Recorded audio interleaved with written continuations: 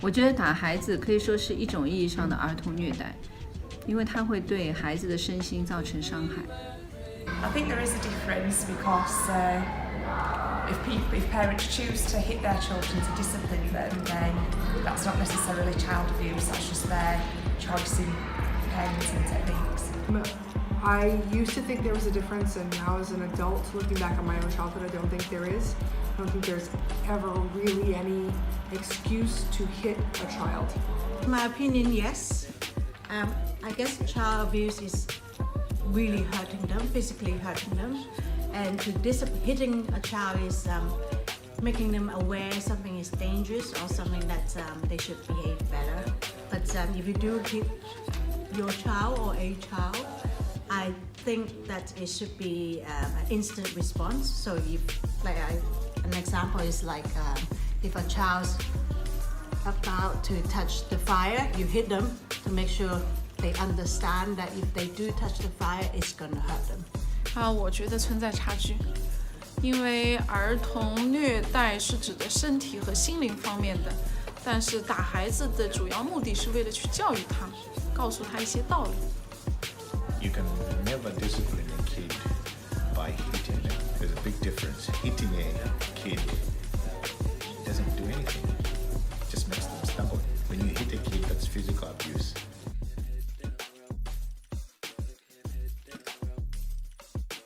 I think so. Yeah, I think there is. I think in the Western world, it's less acceptable that physical contact is an acceptable form of discipline. 我觉得有很大的差异，因为以前我看过一部电影，关于中国和西方教育的一些差异。中国人可能认为孩子生病给他刮痧或者是拔罐，觉得很正常，但是西方人认为这是一种伤害，所以作为传统中国人很难去理解。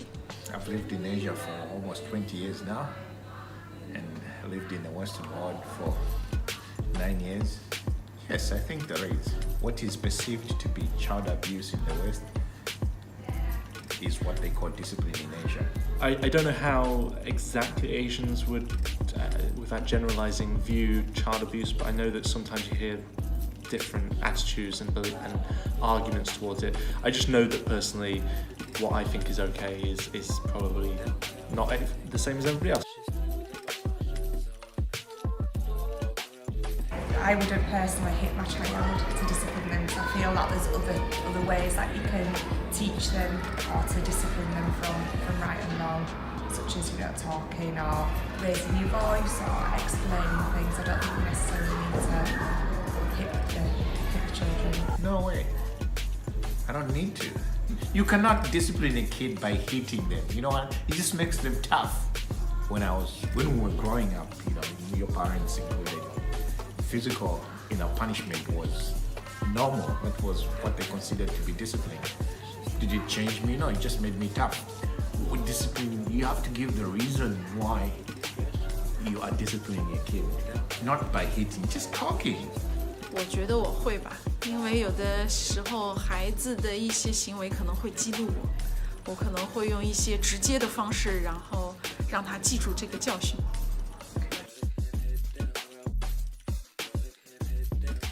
I guess there are lots of different forms of child abuse. Obviously, there's physical, emotional, verbal abuse, things like that. People often forget like neglect, not looking after. 儿童虐待可能是故意让他身体受一些伤害，比如说流血或者是其他方面的。那么关于心理的虐待，好像很难去界定。Abuse can be anything from benign neglect to the withholding of love and affection. It can be the establishment of unhealthy attachments. It can obviously be touching or hitting with intent to harm and injure. And it can also be verbal. In fact, often it's verbal, just with the way that adults speak to their children and make threats and stuff like that. It's both physical and also it is in the way you use the language in disciplining your kid that can turn out to be child abuse. Belittling your child end up having a low esteem. They don't feel good about themselves. 我觉得儿童虐待可以分成2个方面，一个方面呢是身体上的，去打孩子和骂孩子，那还有一部分呢应该是精神上的，就是你给孩子很大的压力，然后让他变得很自卑，或者是不接纳、不理解你的孩子，这也是一种意义上的儿童虐待。And I think as a parent and as a teacher, I think it's important to be able to, identify those kind of things and things you can do better. You can say things, and the way that you say things can upset people without you realizing. And sometimes people don't realize the extent of those kind of behaviors. It's definitely something to do with education and awareness. Maybe it's culturally ingrained, so how kids grow up and what's culturally accepted as kids grow up and how they behave may be different in different cultures, and maybe that needs to be opened up. 我觉得如果是作为一个老师的话，可能需要一些给家长开一个学校，或者是多一些宣传。Okay, so I think maybe harsher sentences if parents or adults get caught abusing children. I think there should be harsher prison sentences or repercussions, and then maybe I think you should educate people what constitutes child abuse. It's education. You need to educate people. People need to be exposed to different cultures. You need to respect other cultures. It's a very difficult situation because what is considered to be discipline in Asia might be considered child abuse in Europe. But understanding the way it is done, and maybe through education and explaining why it is child abuse, might help.